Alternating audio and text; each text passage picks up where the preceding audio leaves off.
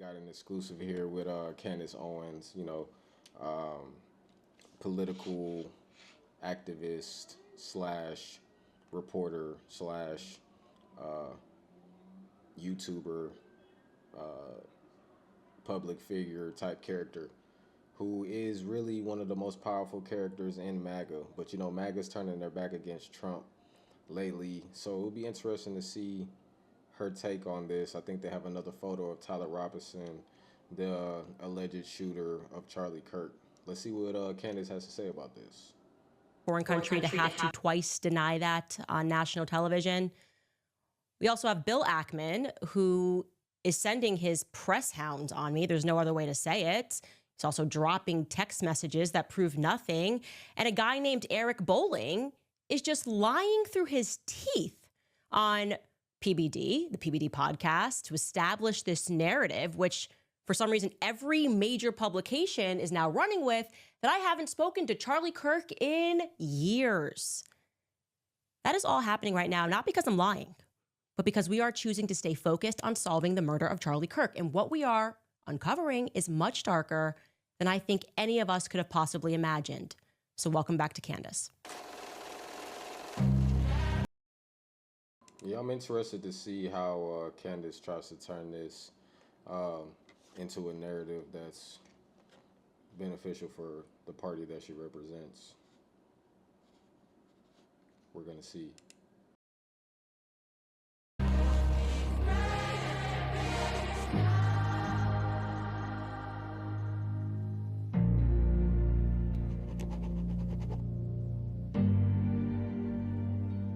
We are pulling all of this together, and I'm going, I don't even know where to begin. And I guess we should just start with one of many explosive discoveries, thanks to all of you guys, by the way, anonymous sources invested in the story, wanting to get to the truth, having that gut instinct that something is not right. So we've been wondering yesterday. I was also doing an Instagram series, pulling everybody into what doesn't make sense about the changing of the clothes that Tyler Robinson allegedly did. And we've been wondering why it seems that the feds were only willing to release a grainy image of Tyler Robinson from the day of the shooting, despite the tech stack that UVU campus has, right? There's no images that we can see that have been released of his Dodge Challenger that's supposed to be idling nearby the campus for a very long time, right? If he's, as he texted these Fed messages, him and Lance are texting, and he's telling him every second, minute by minute, what he's done. And he mentioned that the cops have done a sweep. Remember, Tyler is supposed to be babysitting the gun in that moment, waiting for. Yeah, these text messages were kind of funny. After reading the note to the roommate responded, "What? You're joking, right? I am still okay, love, but I'm struck in arm for a little while longer yet. Shouldn't be long until I have to come home, but I gotta grab my rifle still. To be honest, I hope to keep secret till I died of old age. I am sorry to involve you. You weren't the one who did it, right? Question mark, question mark. I am. I am sorry. I thought they caught the person. No, they grabbed some old crazy dude. They interrogated someone in similar clothing. I had planned to grab my rifle from the drop point shortly after, but most of the side of town got locked down. It's quiet, almost enough for me to get out, but there's one vehicle lingering. Why? Why did I do it? Yeah, I had enough of this hatred. Some hate can't be negotiated out. If I am able to grab my rifle unseen, I will have left no evidence. Going to attempt to retrieve it again. Hopefully they have moved on. I haven't seen anything about them finding it." See, like, these text messages like seem kind of weird and put together by like ChatGTP. So this is weird. For the right moment to go back and quote unquote retrieve his weapon. But he sees and I'm not kidding, quote unquote squad car. That's what he writes, right? He writes, I can get close to it, but there is a squad car parked right by it. Squad car. Okay, yeah, no. How many times do you call a police car a squad car? Do you want to know who calls it a squad car? Someone on the squad.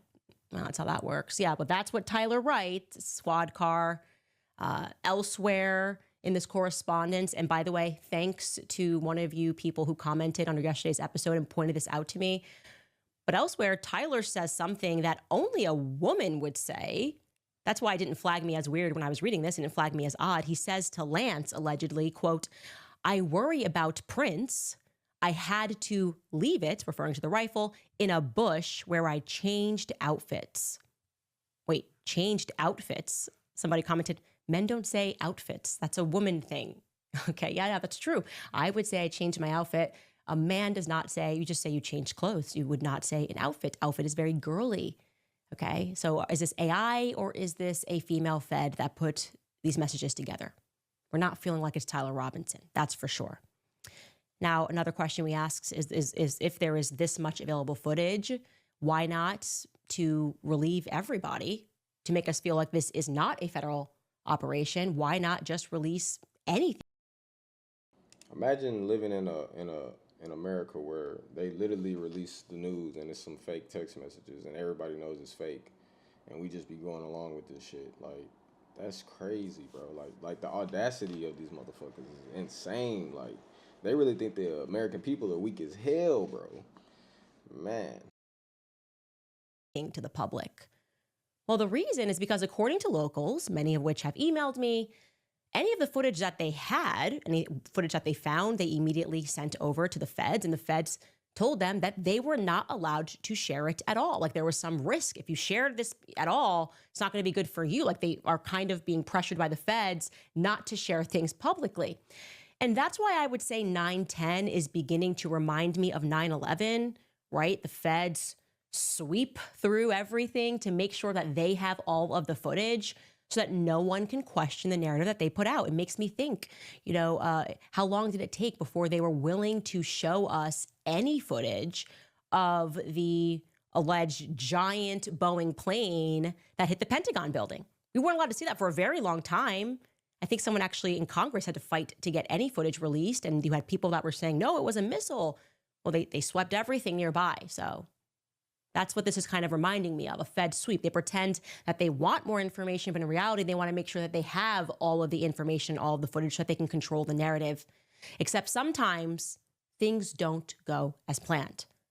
Because before people realize that they have anything, or maybe when they're trying to reach out to the feds, they're texting a friend who texts a friend. And the next thing you know, the whole neighborhood in all of Orem has something. And this is what happened.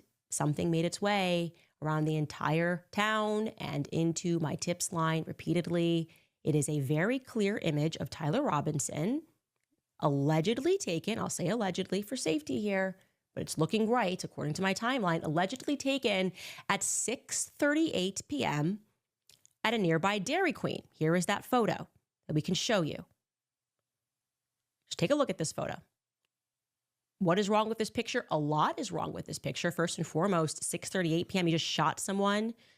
You have gone through great pains to hide your face, to change your outfit. But wait, you didn't fully change your outfit, did you? I'm looking at this photo, and you're wearing jeans and you're wearing the maroon shirt. Now we have a 50-50 combo of the outfits, and now you're showing your eyes and you're not fearful. Why do motherfuckers always go to Dairy Queen after they kill somebody? I noticed that in all the shit they be like, and the judge be mad as hell too. They be like, you went to Dairy Queen after you killed someone? Fearful at all that you might be recognized. Also, wow, you must have quite the stomach. You don't have a record. Next thing you know, you shoot someone and you're like, I'm just going to go have a meal. You don't seem to be too shaken or too upset. Something problematic is the location, by the way. We mapped this out. It's about 15 minutes away from the campus at a time when we're told that he's idling by, babysitting the rifle. So you can see, we're showing you, it's about a 17-minute drive away from the campus. So there should be a lot of footage then of this Dodge Challenger driving back and forth. Okay. And like I said, the biggest thing that jumps at me is he looks kind of content there. So he's got to be a full-blown psychopath, wearing half of what the feds told us he was wearing in the morning and half of what the feds told us that he was wearing during the shooting. Okay, so why did he text in this exchange at all and say that he changed outfits? When you've just said, I changed my t-shirt, If that's the reality, you just changed your t-shirt and that was enough. Was it just a t-shirt that he changed? The outfit, again, as I sensed yesterday, has always been problematic. I feel the outfit was the Fed mistake. It never made any sense to say that he wore an outfit onto campus, light khaki shorts and a maroon shirt, and then decided to completely change hours later. Because why wouldn't you just change the t-shirt? That actually makes more sense. Every kid wears blue jeans. You don't have to like change blue jeans or change out of khaki shorts to avoid detection. That's not going to go, hey, we're stopping you because you're wearing blue jeans. That's not a thing. It would make much more sense if he had just changed his t-shirts. And like I said yesterday, if you were going to change it all, why did you have to leave campus to do that? And shouldn't the cameras have caught you either way? You take a totally different route. Again, there's cameras everywhere. So we can now plot this change, this alleged Dairy Queen stop, onto our timeline, right?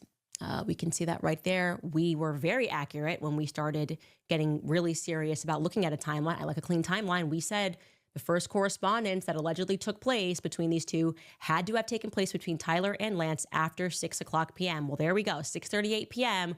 We get this confirmed photo, or I shouldn't say a confirmed photo, an alleged photo of Tyler Robinson buying food at Dairy Queen off campus on the other side of town. And that's where we can assume, I mean, campus is supposed to be on lockdown. It's supposed to be a manhunt.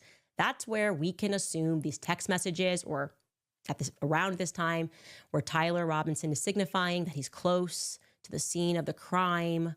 That's where we should be able to find more footage of his vehicle. Maybe you are a shop along this way near that Dairy Queen, and you should check your footage to see if around this time, 6:38 or else, that you saw a Dodge Challenger go by.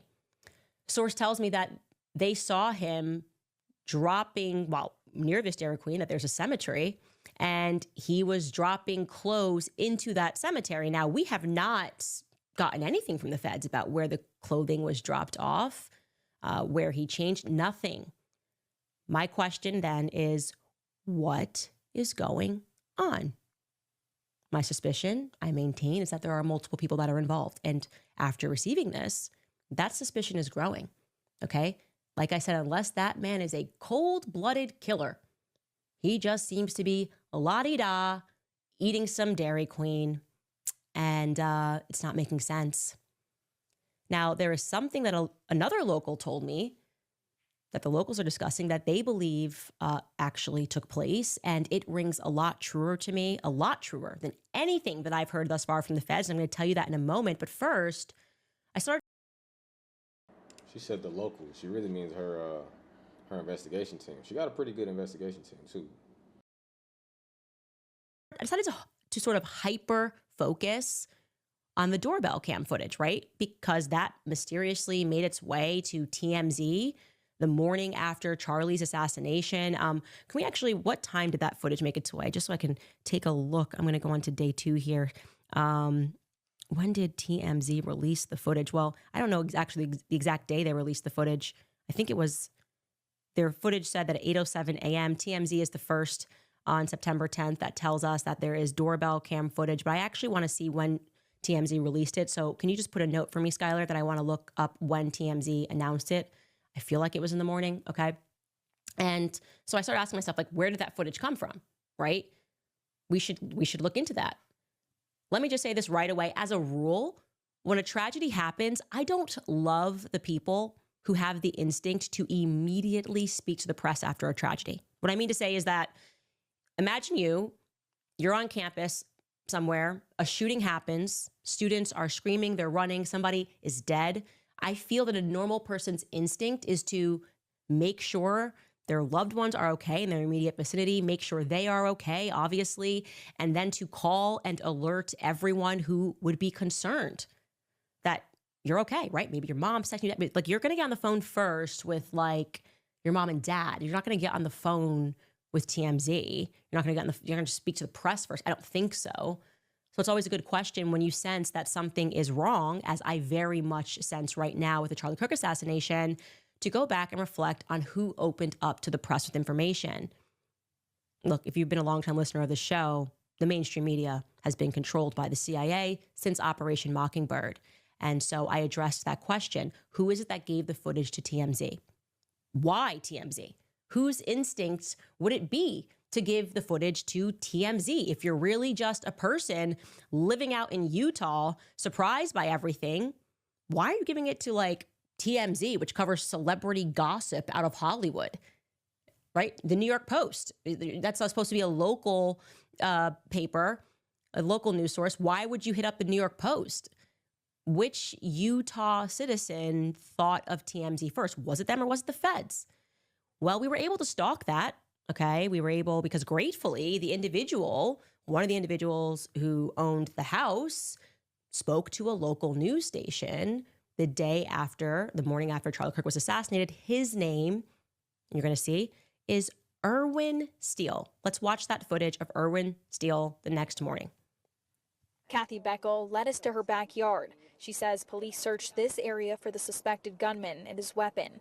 Just a few streets over, Irwin Steele was another neighbor who was met with officers in his front yard. It was scary. I know it's been said many times, but this is a safe place. This is a calm place. We're right next to, the largest university in the state. But at the same time, they're generally good people. Steele says they're helping authorities by giving them any footage they have on their outdoor cameras. But he says it's still startling to know the gunman could have been so close to their homes. We have students going up and down the street all day long, and it's never been a threat to our safety. And so for something like this to happen it's shocking. It's really shocking. Seems like a good guy. I have no beef with him. Immediately, actually, I was wondering, why were we ever told that it was doorbell cam footage? It obviously was not doorbell cam footage. It's too high, hence, the height of the footage in general. Secondly, like I said, this clip is from the morning after Charlie Kirk's assassination. So TMZ had already publicized that footage. And so that strikes me as a little odd. That would stipulate that either the feds, like I said, collected that footage the night before and then immediately gave to TMZ, or this guy himself gave it to TMZ before he gave it to the feds.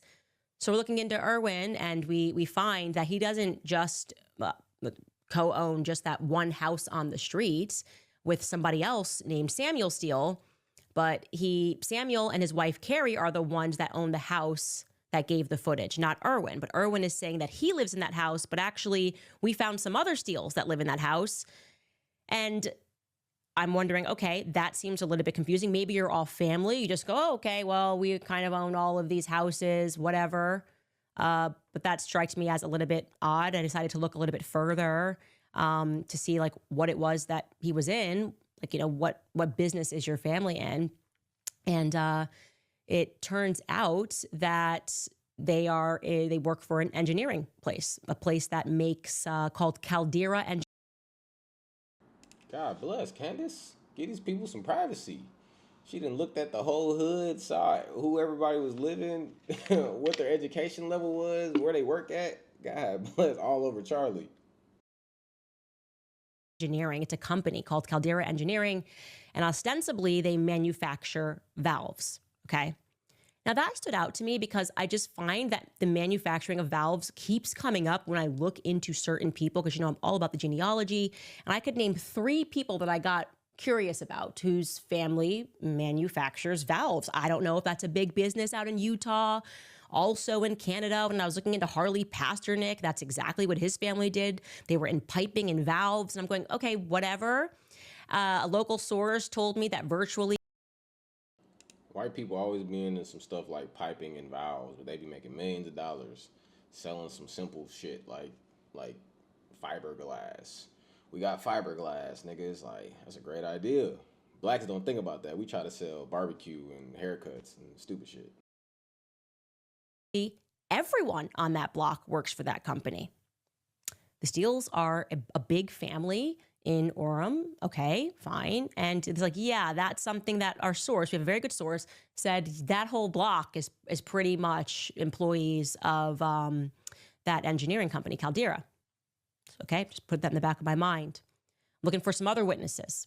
I decided witnesses pertaining to Tyler Robinson. We have a second witness And her account is kind of confusing to me, and I'm going to tell you why. First and foremost, her last name also happens to be Steele, but this one witnessed something 4 hours away. Her name is Sherry Steele, and she spoke to the BBC about how she had witnessed the police swarm the townhouse. Candace is like Hermione from Harry Potter. Like, she's just like really smart and very like diligent. Like, even if she's reaching in this, the way that she's reaching is pretty diligent. I like her. Of Tyler Robinson and Lance while she was walking her dog in the evening. Here is what she says. I'm going to read it directly here from the article. This is from the article. It reads, Sherry Steele, who lives across the street from the residence, came back from an evening walk to see a large police presence. In a video that she showed the BBC, for some reason the BBC is not publishing this video, a loud voice, which she said belonged to the authorities, can be heard shouting, "Freeze!" and "Come out now." It just kind of blows your mind coming up the street and all of a sudden there are helicopters above your house, Ms. Steele said, adding that she had never spoken to Mr. Robinson. Okay. Couple of things that don't work about that testimony to me. First and foremost, doesn't work with my timeline. I really care about my timeline here, okay? She says she's walking her dog in the evening. We are told by the feds, well, 33 hours should have been nighttime, right? Their 33 hours should have been 9 p.m. Is when Tyler Robinson, that turned himself in. But then we found out from other sources that actually it was more like 7 o'clock p.m., you know, feds are saying 33 hours, that's 9 o'clock p.m. Certainly wouldn't describe it as an evening walk with your dog at that time. And by the way, at that time, according to our source, they didn't move at all, okay? We're supposed to believe that it was overnight that they brought in Lance, and then, according to Lance's own family, it was overnight that they... after bringing Lance in around 11 o'clock p.m.-ish, right? And then overnight is when they then swarm the household and then go through everything. So what's going on here? The second thing about Sherry Steele is I can't find her. We stalked. We looked through databases. We contacted Lance's family to see if they're familiar with that name. I cannot find a woman named Sherry Steele that lives in that building complex, nor can I find her alleged footage that the BBC mentions the following morning. Just putting that out there. But let's move on, because there are going to be two more Steeles, this time minor children. We do know, according to the indictment, that there were children that were there for the shooting. And these children, like I said, are going to provide an eyewitness testimony to Charlie Kirk's shooting. And they are with their aunt, Tiffany, and they say that they saw what happened up close. And I believe you're going to hear them say that they were a family of 16. So like I said, my source says there are a ton of Steeles that are in Orem. Here is what these particular Steeles told Good Morning America in the early hours following Charlie's assassination, like the next day. Take a listen. We're joined now by Tiffany Barker and her nieces Elle Steele and Mia Grant, who were all in the audience yesterday afternoon. Thank you for joining us this morning. I know it's been a difficult day for all of you right now. And Tiffany, let me begin with you. They got all the Steeles in on it. Just tell us what you remember about the scene yesterday. It was horrific. There was one shot that rang out, and everybody instantly looked around and then fell to the ground. People saw Charlie instantly get shot in the neck, and everybody fell to the ground, and then people started running and got run over. And I was with my family. We had 16 of us there, so 5 adults and like 11 children. And we instantly got separated. We're trying to find everybody, and we had amazing Good Samaritans that grabbed kids. One took my niece and took her to her apartment. Somebody grabbed these two and my daughter and took them over to the tennis courts and stayed with them till I came. It was a super awful tragedy, and there were really good people that stood up and supported each other, and it was actually really powerful to see that. Elle and Mia, Like, you better not grab my kid during no tragedy. Be some shooting going on. I'm looking for my kids.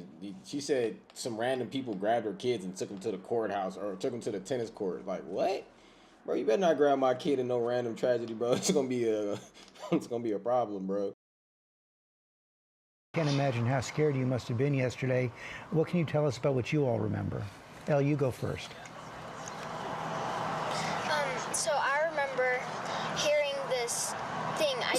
It was hard to know what it was, but then I saw it and I saw blood everywhere and it hit his artery, and then I fell to the ground. I covered my head with my hands, and then I just started saying a prayer, and then we all ran. We sprinted away, and we ran away and then we met at the tennis courts, and then we couldn't find anyone. It was just me, Mia, and then my other cousin Bella, and then we were calling everyone. We didn't know what to do, and then we finally met up with them, and it was just so scary. I'm sure. Mia? I remember that we were 15 feet away, and I thought the shot was a firecracker or something. It just didn't seem real. After that, we went behind where Charlie Kirk was, and then we were meeting up at the tennis courts and trying to find everyone and get everyone together. And Charlie Kirk was such a good guy. I'm gonna miss him so much. I've always watched all of his videos, and Yeah, this does look a little rehearsed. Cause it's like they had a sequence in the way that they explained it. The little girls and the way that they explained what happened, they had a sequence, and most girls at their age are not media trained. And they sound not media trained, but they also had a sequence in the way that they just said that. It's we did this, and then after he was shot, we went here. Somebody trained them to say this, and then just the looks on their faces are very interesting. I can't imagine what you all went through. America's gonna miss Charlie Kirk. Can't imagine what you went through yesterday. Thanks for sharing your stories this morning. Okay, so I was just interested in the family more broadly speaking. I can tell you the family's very heavily involved in politics. That woman that you are looking at, her father was a businessman turned councilman. Sister ran for lieutenant governor. They're also featured in another incident. She kind of pops in the news a lot with a mayor. So by all accounts, asking locally, they're a good family. They're heavily involved in politics, but the right side of politics, as I would say, as somebody who was a conservative. I think that was kind of maybe stripped there, trying to learn more about these individuals. For me personally, I don't love the idea that at this time, the killer is still on the loose. They had nothing at this time. And I'm just going who would allow their kids back onto that campus that survived a shooting and to go speak to the news the next day when the killer was still on the loose? But I don't need to, I guess, judge the actions of parents. What I do know is we're not getting the full story, okay? And I reached out to those individuals, by the way. I asked them to speak with me. I want to learn more about what they witnessed. I want to learn more about what they say that they heard and what they saw, what happened afterward, what the setup there is on UVU campus, what time they went there. I want to know everything because I just spiritually know that more people are involved, okay? Now let me tell you something. Man, Candace needs some black men on her team, bro. She needs some black employees like me. I'll go get all that footage for you. You said what? You talk to who? Boom. I have it all done. I'll shoot a whole documentary for you. She needs some real black niggas on her team, bro. I ain't gonna lie to you, bro. She will really take off at that moment. Thing about what the locals are theorizing. And like I said, it's the first thing that has made sense to me, okay? They are telling me that something which you will recall, the first people that got out the map of everywhere to look, and this is where the shooter walked, and this is what happened, and, here's our diagram of where everything took place, and he ran to the woods and he grabbed the gun, but we're not really getting too many details about where he got that gun from. We're just kind of told in the woods. And this person tells me, actually, the gun was found in the backyard of someone that I know. We all know each other. And it was found by a chicken coop. Like, you could describe it as a wooded area, but, you know, it's pretty suburban here. And it was found by her chicken coop. The locals are theorizing. Again, we have no proof of this, but this is what they are saying, is that they're not being honest about the fact that the house right next door to where the gun was found is a mysteriously vacant home that is owned by the university itself, and that is where they believe that the true shooter ran to following the assassination of Charlie Kirk.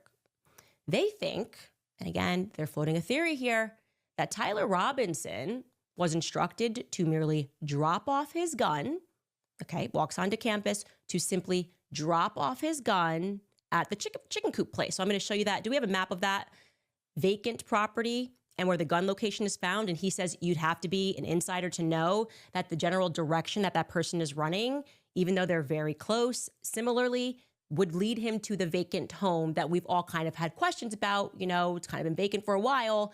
And actually where the gun is found, it's just two different places. So his theory is that Tyler Robinson, and this would definitely align with our decoy boy, right? I did it. Oh, actually, it turns out that I have child pornography, is that Tyler and Lance could have gotten mixed up in some deep internet stuff, which makes sense because, as we have learned, Lance is deep on the web, and that they were actually instructed, maybe they're getting out of the situation. Again, we are in full theory zone. I'm telling you what I'm hearing from locals. This is not Candace Owens' theory, but this would make more sense to me, that these were just guys that said, okay, if we found something weird on your camera or weird on your laptop, here's what you're gonna have to do to get out of this. Maybe they're being blackmailed or threatened, or you're gonna go to prison for a very long time. What you're gonna do is you're gonna take this weapon and you're gonna walk this weapon and you're gonna leave this weapon right here, okay? And that's it. Then you're gonna busy yourself elsewhere around, and we will tell you what to do next. That's their theory about Tyler Robinson, okay? And that then the real shooter is an entirely different person who actually... That makes a lot more sense, though, actually. Because Tyler's, like, so young, and, like, his little face, and, like, I don't know. But at the same time, it's like, has he been cooperating with police? Like, isn't he... I think his trial is set to be on the October 12th or something like that. So we'll take a look at what he says. I want to hear what he has to say. That's going to really determine a lot about who he was dealing with or who may have hired him. Went into what they would describe to be a safe house of sorts. Putting it out there. And I can tell you that we are now prodding that narrative and asking if you are a person who has any footage and you have been instructed not to give any footage whatsoever. I don't know. I can't understand. If you own the property and it's yours, I don't know how they can tell you it's not yours anymore, since don't forget, Governor Cox said it's all wrapped up. It's over. We've got him. Move on. I don't see how you showing us a Dodge Charger that you saw driving by would be problematic. So, yeah. Candace, they won't even show us the Epstein files. Why would they show us a Dodge Charger? They don't show anything these days. If you know anything, please email tips@CandaceOwens.com. We are going to get to the BB that doth protest too much in just a moment. First, going to throw it to some of our sponsors. Riverbend Ranch, everyone, like I told you, has wanted to do something to try and heal and remember Charlie Kirk. My friends at Riverbend Ranch put together the following tribute to honor him. Take a listen. We pay tribute to Charlie Kirk, and we celebrate the tremendous good he did in his life. Charlie courageously... With Charlie, we went out there and met them. Fantastic family. Also want to tell you guys about American Financing, because if you've been living on credit cards just to cover groceries, gas, and bills, you know those interest rates are brutal. So why putting even more cash in your hands, right? Processed foods and not enough fruits and vegetables. Join me. Swap your untested fruit. Okay, this is like, it's like there's a thirst there that I've never seen. They are all parroting the same talking points. They're clearly collaborating. I can tell you it's a Zionist attack. I've lived through enough of them. This is what they're like. And They all kind of say the same thing, slightly different. And the idea is to pile up and hope. And if people keep seeing the same thing, they'll just believe it's true.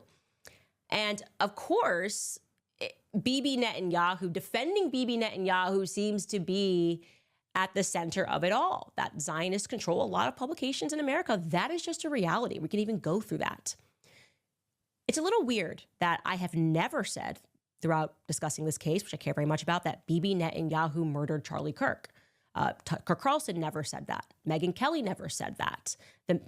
Dave Smith never said that. Instead, what we are doing is we are disputing Bibi Netanyahu's narrative that him and Charlie were on great terms and really friendly. He had just invited him out. And here's this love letter Charlie wrote. He heavily implied that. And he was saying way too much, too fast, and too soon.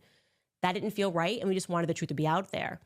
I don't know who specifically came out and said that Bibi killed Charlie Kirk. But now that he's for the second time denying that. Bro, Bibi Netanyahu really runs our whole government. Like, that's crazy. He is. People are going, what's actually going on here? This is weird. When Charlie Kirk was assassinated, I didn't feel compelled to come out and make 2 videos to tell people that I didn't kill him. That would be weird.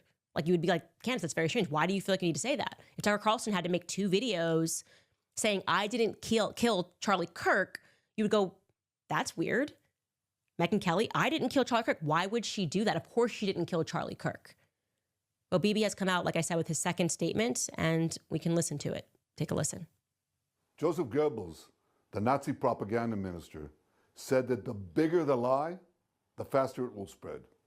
Well, somebody has fabricated a monstrous big lie that Israel had something to do with Charlie Kirk's horrific murder. This is insane. It is false.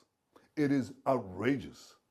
Charlie Kirk was a giant, a once-in-a-century talent who defended freedom, defended America, defended our common Judeo-Christian civilization.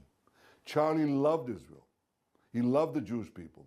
He told me so in a letter that he sent me just a few months ago.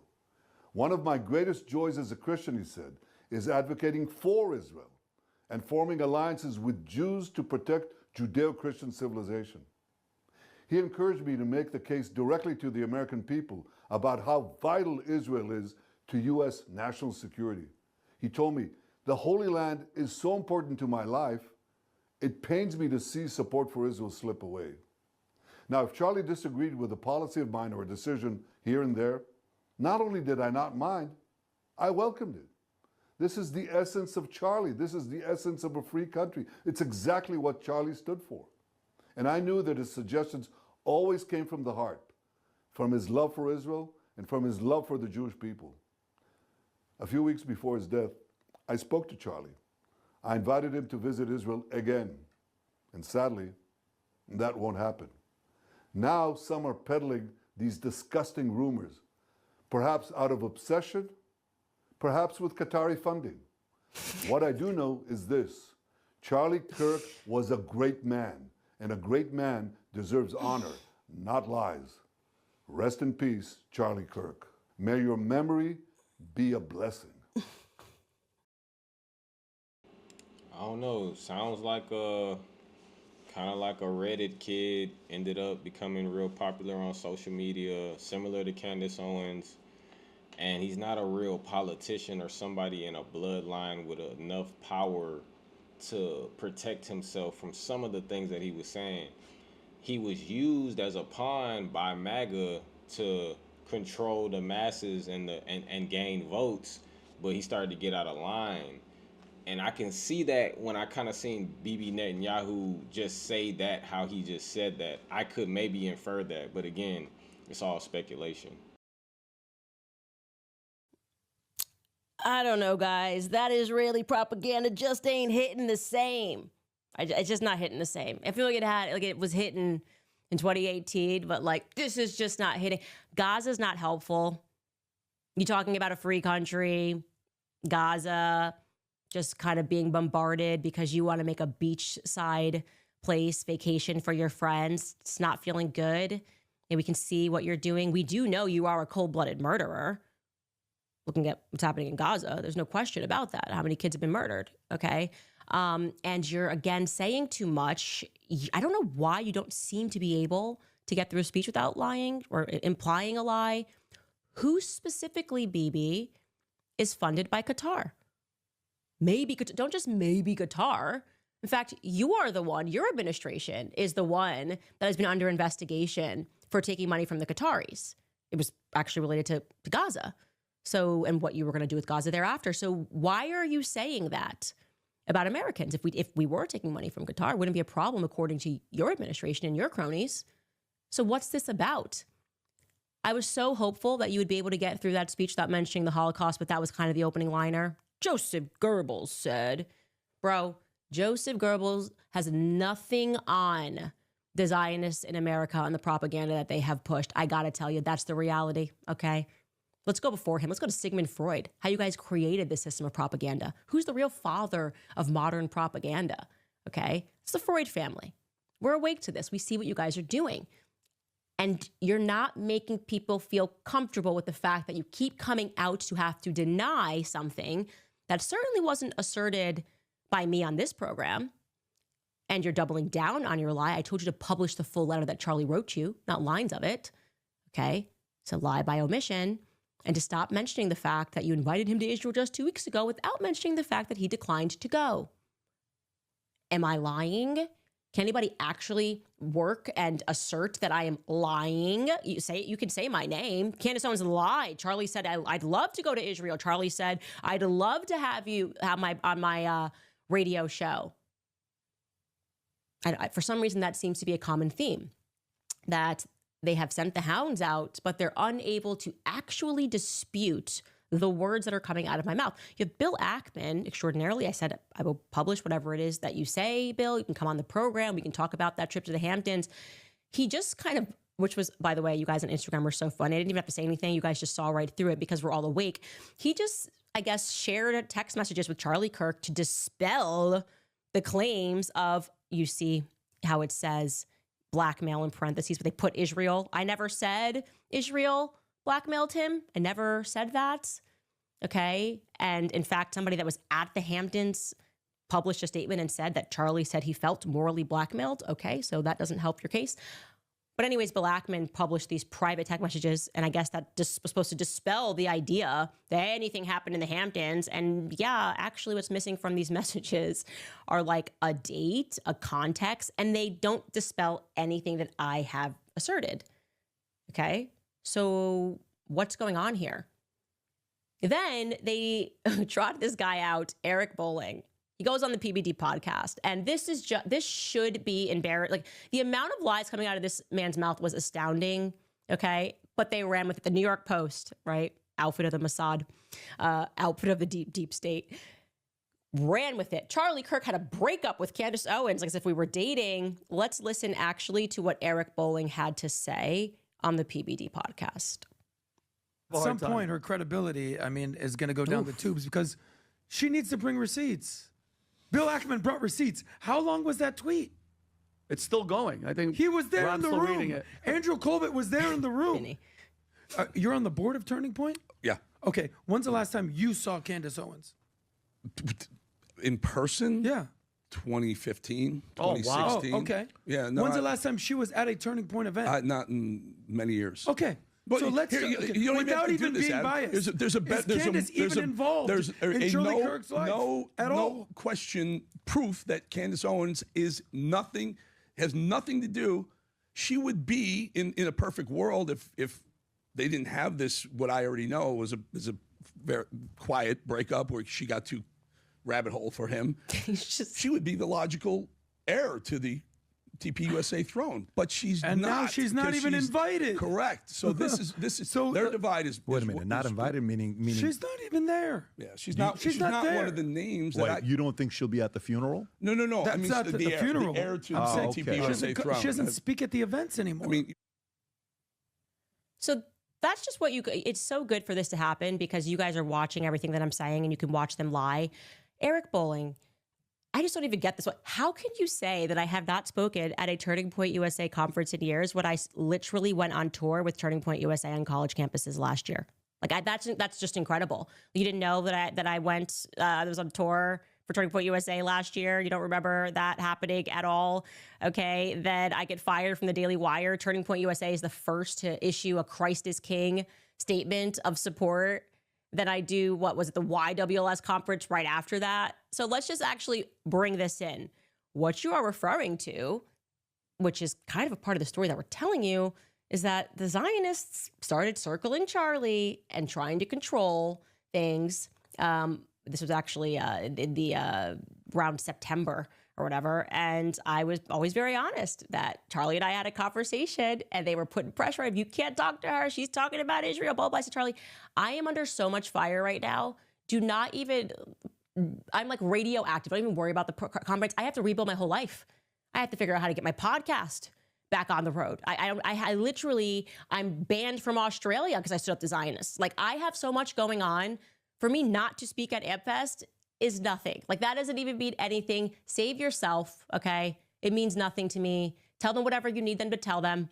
And I'm going to focus on trying to rebuild my life because they also had me canceled from YouTube. Remember all that stuff at the end of last year? It was insane.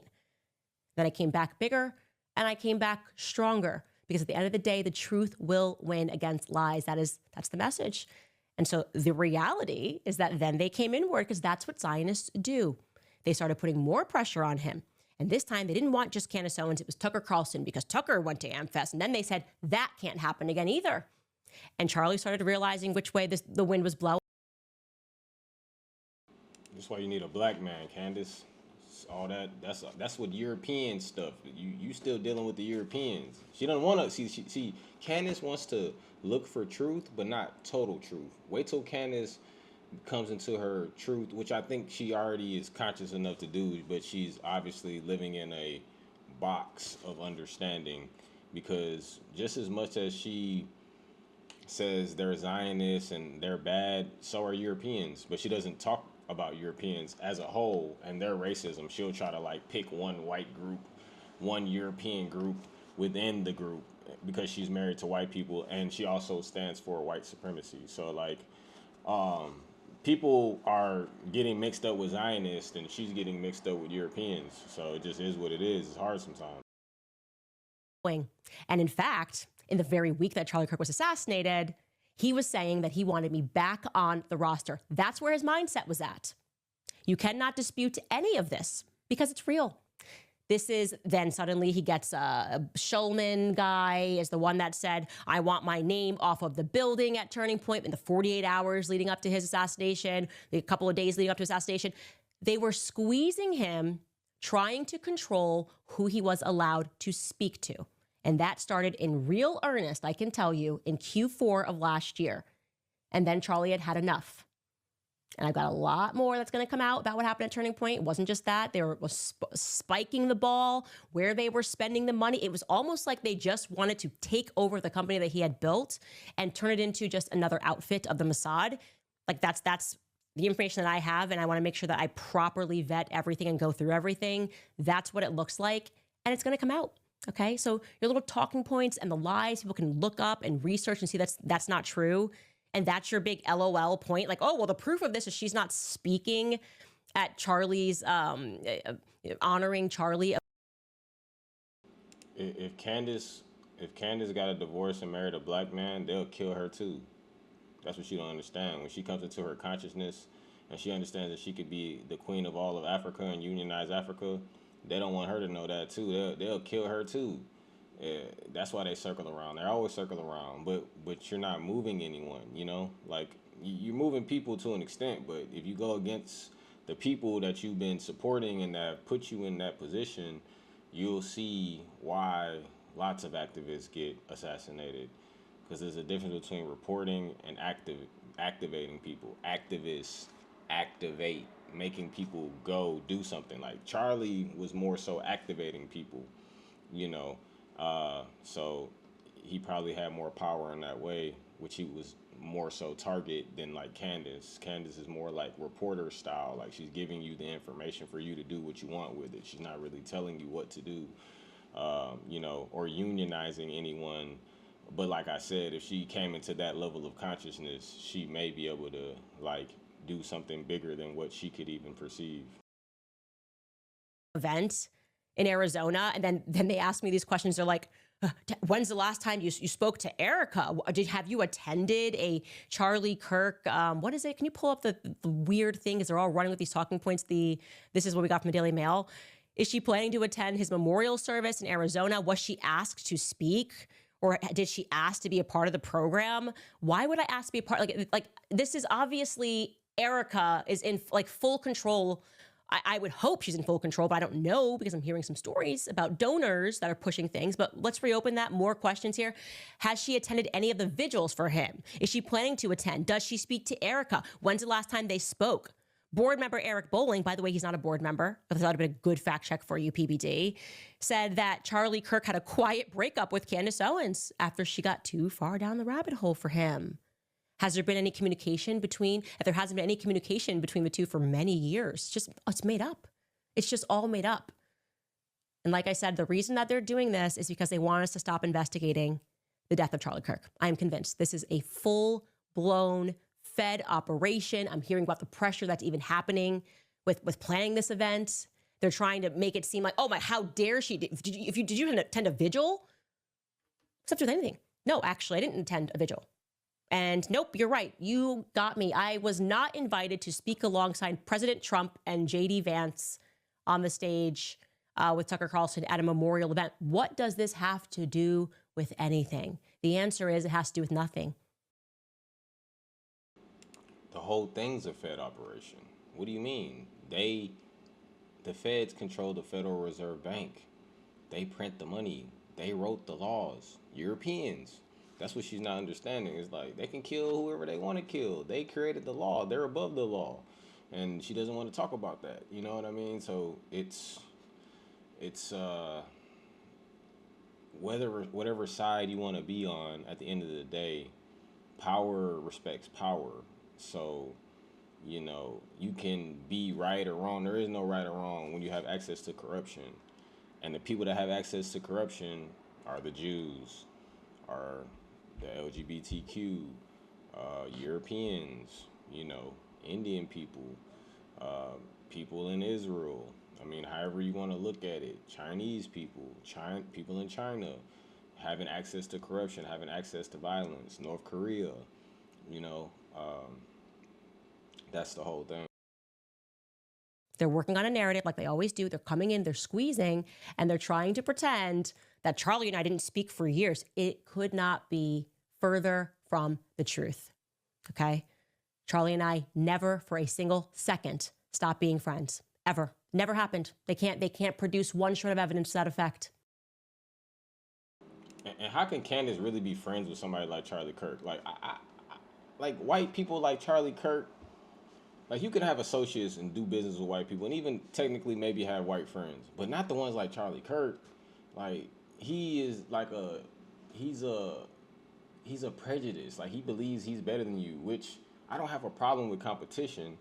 But as far as to call you my friend every day and deal with you, knowing that you at the very end of the day want your race of people to have access to more resources than my people due to some imaginary thing called race that your people invented because y'all didn't have the genetics. Like, you know, like you basically are filled with hate for no reason. And the indigenous people have always been giving and caring. And, you know, that's what the whole Thanksgiving stuff is for. European man showed up, the indigenous try to do business with him, like, here, man, we ain't got guns, but we'll just give y'all some food and teach y'all the terrain, and they try to take everything. But Candace doesn't want to talk about that. She doesn't want to talk about the real truth. She only wants to talk about the truth that she can talk about in the box of the world that she lives in. Nope, just donors. And the donors at Turning Point need to be investigated. Because what I'm hearing, like I said, from Turning Point sources is not good. And guess what? If it's gotta be me and you need to hate me forever, that's totally fine. On top of that, talk about a federal operation out of nowhere. Brigitte Macron just lies. I don't even know how they got this in the press. This is so dumb. Brigitte Macron comes out and says they have offered scientific evidence to the U.S. court to prove that Brigitte is a woman. That's what her lawyer says. Well, the lawyer's a liar because we haven't even started this case yet. So how could you have offered scientific proof to a court to prove you're a woman, especially because you're not suing me over the claim that I said you were born a man?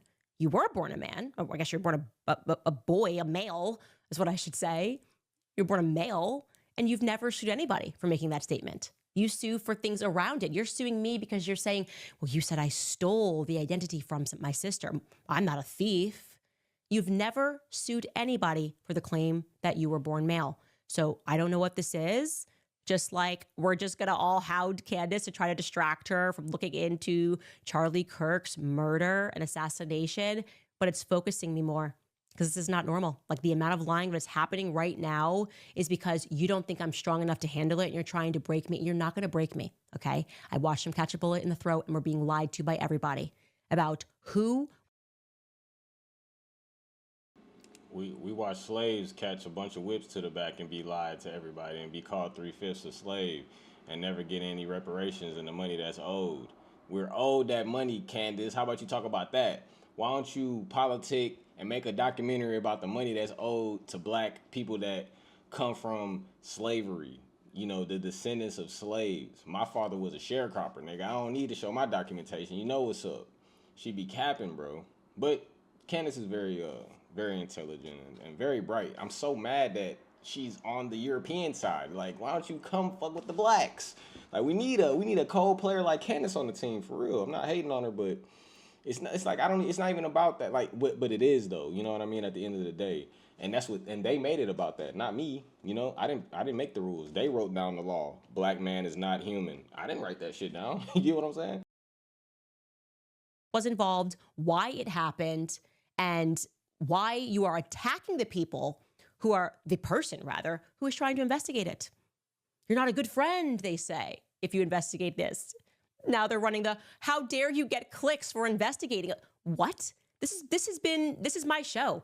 How dare you get clips for even talking about me talking about it? You morons. You guys think we're that stupid? How dare Candace get clicks as we get clicks off of Candace getting clicks? It's so asinine. You're so stupid. And the entire world is watching. And that's what's problematic. Left and right, we are realizing something more sinister happened. We're not taking the MAGA bait. The dad MAGA. He's been more MAGA than ever. One of the commenters pointed out, why would the dad suddenly be more MAGA than ever? Like, what happened recently? Like, we're in September. Like, what happened that someone would commit themselves further to Trump, more MAGA than ever? In fact, it's been kind of the opposite. People think we're occupied by Zionists. More MAGA people are going like, it seems like Trump has kind of given up on free speech and his administration seems to be controlled by Bibi Netanyahu. So that doesn't ring true either. And then it's like, oh, over here, the trans. Neither. Left and right, we're paying attention and we're looking up at who rules over us, and it's not a pretty picture. There you have it. You know, it's Candace Owens' take on the photo of Tyler Robinson. She did a very diligent breakdown to basically challenge the feds in their validity of the case, which, you know, it's always generally some cap shit going on. It's a bunch of lies and propaganda that they need, but it's very important for them to control the minds of the people. But that's why it's important that we have people to have a conversation with. And back in the day, media was way different. You couldn't express yourself on the internet like people can today. Back in the day, Candace wouldn't have even had any daylight to come out to you guys and have a conversation. But of course, like I said, she's one of the greatest and brightest black women, and I wish she was on the black side, but she still is relevant and has a lot of good information to share, you know what I mean? And maybe we can turn her eventually. But yeah, there you have it, guys. Again, it's Hey Real Damu. I'm signing out.